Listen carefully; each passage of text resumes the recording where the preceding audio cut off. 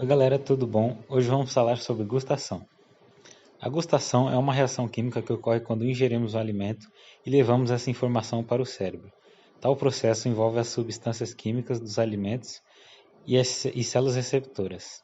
Esse sentido é muito importante e foi essencial na evolução da espécie humana, por ajudar na identificação de alimentos benéficos ou prejudiciais à saúde. A cavidade oral tem a habilidade muscular e sensorial para perceber a forma, o tamanho, a textura e o sabor do alimento. Ou seja, a partir dela é possível perceber todos os tipos de alimentos que consumimos. O processo de degustação ocorre quando uma substância se dissolve na saliva e no muco da boca. Assim, as moléculas dissolvidas interagem com o receptor da célula gustativa. A gustação depende dessa interação, que ocorre principalmente na língua, mas também em outras partes, como o palato, epiglote, laringe e faringe. Elas são acopladas à proteína gustidicina, conhecida como proteína G. Ela é uma membrana receptora de sabor onde pode-se identificar funções de moléculas como sódio e hidrogênio. As células dos receptores de sabor localizam-se nas papilas linguais, que são os órgãos sensoriais finais da cavidade oral.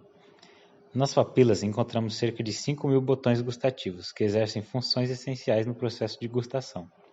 Possuímos 4 tipos de papilas linguais: as filiformes, que são encontradas na porção bucal do dorso da língua; as fungiformes, no ápice e nas bordas da língua; as valadas, que são maiores e estão no sulco terminal; e as foliáceas, na porção posterior das bordas linguais.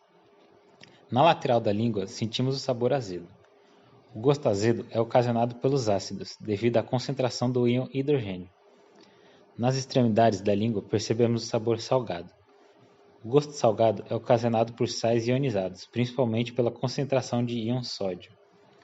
As células pré-sinápticas, ou células do tipo 3, relacionadas ao gosto salgado e azedo, fazem a identificação do sabor por meio de uma sinapse entre essas células e os neurônios gustativos, liberando neurotransmissores serotonina por exocitose, como pode ser observado na imagem a seguir. Na ponta da língua temos receptores para o sabor doce. O gosto doce não é induzido somente por uma única substância química. A maioria das substâncias que reconhecemos possuem origem orgânica, devido aos monossacarídeos presentes nos alimentos. No final da língua percebe-se o sabor amargo. O gosto amargo, assim como o doce, não possui um único agente químico, porém, a sensibilidade ao amargo é muito maior, pois essa sensação tem função protetora importante contra toxinas perigosas presentes nos alimentos. Por último, temos o sabor umami, que em japonês significa maravilhoso. Ele é percebido na língua inteira e é utilizado para designar a sensação de prazer diferente dos demais sabores. Essa sensação está presente no glutamato, como caldos de carnes e queijo amadurecido. As células receptoras, ou células do tipo 2, relacionadas ao gosto doce, amargo e umami, diferente das células do tipo 3, não formam sinapses tradicionais. Ao invés disso, elas liberam ATP através de canais semelhantes a junções comunicantes, estruturas que permitem a comunicação entre células. Esse ATP atua nos neurônios sensoriais e nas células pré-sinápticas vizinhas.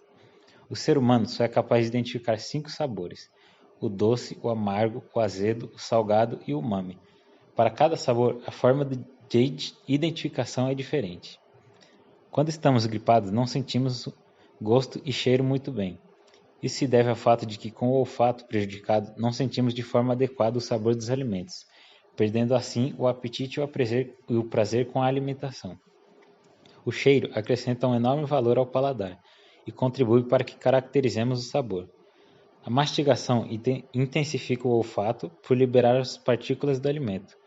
O epitélio olfativo tem a maior contribuição para as sensações de gosto, apesar da impressão do gosto ser na boca. Vamos imaginar que estamos indo em uma viagem de táxi com o objetivo de visualizar a transdução da gustação. As informações recebidas pelos receptores gustativos dos botões centrais da língua, que ao atingir seu limiar, seguem pelos axônios aferentes gustativos primários presentes nos nervos cranianos faciais.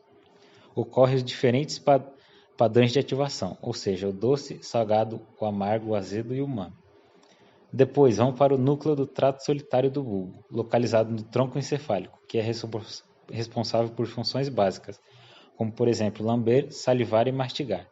De lá, a informação segue para o tálamo, que é importante para a formação da memória do sabor. Isso faz com que o indivíduo forme seu gosto por determinados alimentos, relacionando o prazer ou a